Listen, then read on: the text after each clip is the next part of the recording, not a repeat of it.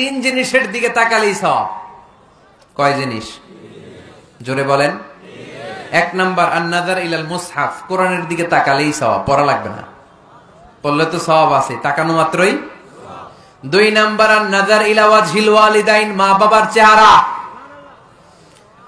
মা বাবার খেদমত করলে তো সওয়াব আছেই, টাকা দিলে তো সওয়াব আছেই, কিন্তু মা বাবার চেহারার নজরের দিকে যদি রহমতের নজরে একবার তাকান, একটা কবুল হজ করলে যেই সওয়াব, ওই সওয়াব আমল নামাই দিবে কে? মা বাবা এমন জিনিস আমরা চিনলাম না।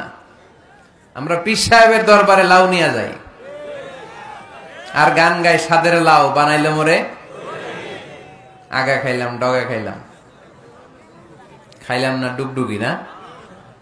তো কই লাউ নিয়ে যান আপনি, কই হাদিয়া নিয়ে যান? আসল পীর সাহেব তো আপনার ঘরে, আপনার আব্বা সবচেয়ে বড় পীর সাহেব।